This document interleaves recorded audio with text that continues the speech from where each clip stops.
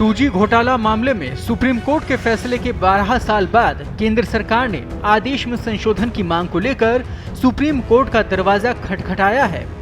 केंद्र उस शर्त में संशोधन चाहता है जिसके तहत सरकार को स्पेक्ट्रम संसाधनों के आवंटन के लिए नीलामी मार्ग अपनाने की आवश्यकता पड़ती है। केंद्र ने कानून के अनुसार प्रशासनिक प्रक्रिया के माध्यम से आवंटन करने की मांग की है। केंद्र सरकार ने 2012 के 2G स्पेक्ट्रम संबंधी फैसले में संशोधन के लिए सुप्रीम कोर्ट का रुख किया है।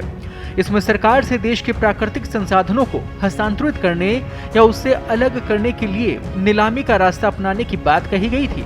केंद्र ने कहा कि फैसले में संशोधन की आवश्यकता है क्योंकि स्पेक्ट्रम का आवंटन न केवल वाणिज्यिक दूरसंचार सेवाओं के लिए आवश्यक है बल्कि सुरक्षा, आपदा तैयारी जैसे सार्वजनिक हित के कार्यों के निर्वहन के लिए गैर वाणिज्यिक उपयोग के लिए भी आवश्यक है। केंद्र ने अपने आवेदन में इस बात पर जोर दिया कि राष्ट्रीय सुरक्षा, संरक्षा और आपदा तैयारी के उद्देश्यों को प्राप्त करने के साथ साथ भारत को आवश्यकता अनुसार गतिशील निर्णय लेने में सक्षम बनाने के लिए दूरसंचार की पूर्ण क्षमता का उपयोग किया जाना चाहिए ताकि आम जनता की सर्वोत्तम भलाई की जा सके। गौरतलब है कि साल 22 मार्च को दिल्ली हाईकोर्ट ने 2G स्पेक्ट्रम आवंटन मामले में राजा और 16 अन्य को बरी करने के खिलाफ सीबीआई की अपील को स्वीकार कर लिया था। इस एजेंसी की ओर से याचिका दायर करने के 6 साल बाद मामले की सुनवाई का मार्ग प्रशस्त हो गया था।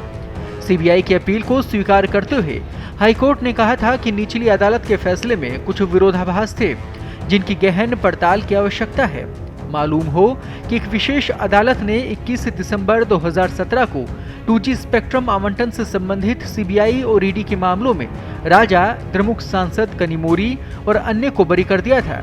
20 मार्च 2018 को विशेष अदालत के फैसले को चुनौती देते हुए सीबीआई ने हाईकोर्ट का दरवाजा खटखटाया था। सीबीआई ने आरोप लगाया था कि 2G स्पेक्ट्रम के लिए लाइसेंस आवंटन में सरकारी खजाने को 30,984 करोड़ रुपए का नुकसान हुआ था।